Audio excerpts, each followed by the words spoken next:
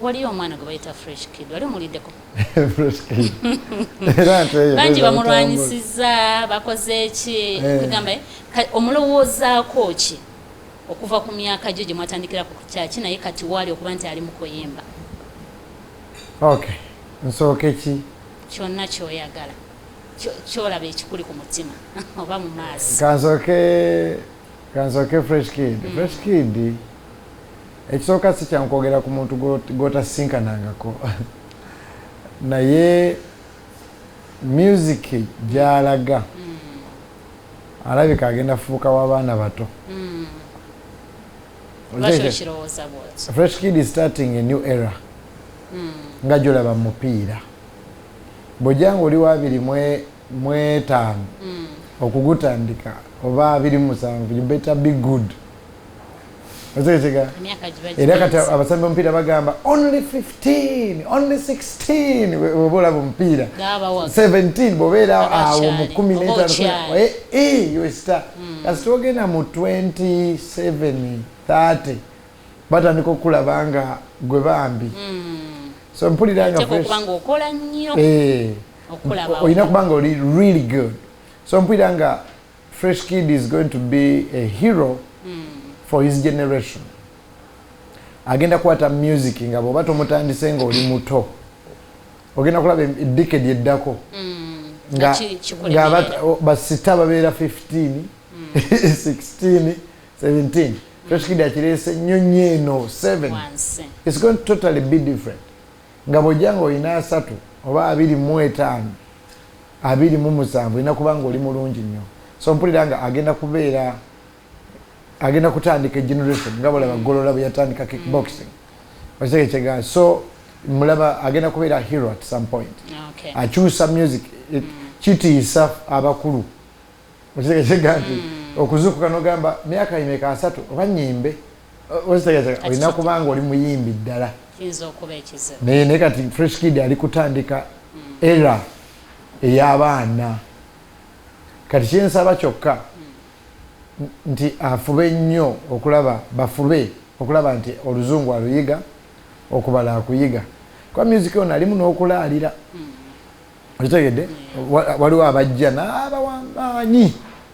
either gospel secular n'ayimba boda ku boda n'akuba oluyimba ne wayitawo emyaka 3 ena nga tebamumanyi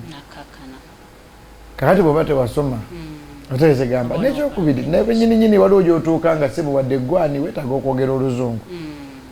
okitegekega weetaaga okuba ne bizinensi zo weetaaga you need these books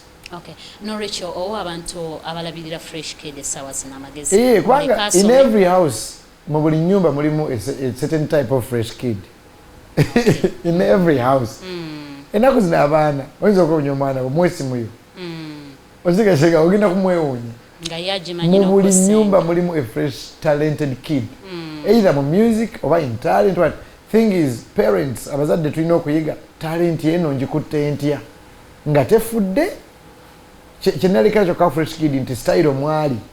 oba kyekigamba ya mwenge oba kyekigamba banange okwata omwana w'emyaka 8 asule mu bbaala okufula walinga amangu kiyinza okutawanya okulaba abantu abali obwerere okulaba abantu nga amabeere gali bweru I'm sorry to say sigambe nti buli omwe ebimu bw'obiraba nga okuze oba otandise okwawula okulaba atamidde awemula okulaba kakati ku myaka 7 mind ye era bwe musajja atamidde n'avuma munno ogugambo gwakula ne guwola kati ekyo kyokka kyeneeraliikirira kyo nti omuzadde bw'oba oyina talented boy or girl mu nyumba yo kirabo kyefu okola tekifa naye at least abeereko asome abeereko n'amateekateeka kinyiiza abamu tebakyagala naye gwe kennyini omwana wo ow'emyaka 7 ne waba abuuse ennyonyi tanyuma so kirabo kye tekifa kubanga is going to be a hero naye mukama amuyambe bw'aba ndaba oba banne afuba okulaba nti asoma nyina ebifo byentuuseemu nga tebagana byakuyimba byange baagala njogere nyina gye nali juzi nga bazungu boka kati nemba kubanga saasoma nyina gye nali nga tebakkiriza byenyimba nengenda ku piano nenyimba oluyimbawo mu luzungu ngenda okulaba nga abazungu bonna bayimiridde bankubira engabo nga nalyoka nensigalayo mu P6 kakati pastor kankusoleko katona ekyememfu ogambye ennyimba za Fresh Kid style gyali mu sinongi sigambe sinongi ngambye ku myaka gyabeera ebifo gyabeera kitegere kyega kati ku myaka gye style gyayimba eri omwana style terina mutawaana ngamba nti jja okusula mu bbaala okulaba abantu abambadde bwe batyo bwena emyaka si kibi style ye siginakotamu nze ngamba nti obwongo bwe ngambye nti obwongo bwe buto nnyo kati wejja kwetaagawo discipline alina okuba ne discipline ekirabo kyasobola okuwangaala music muzibu kati ekyo tugenda kizza mu bazadde ekina kudda mu bazadde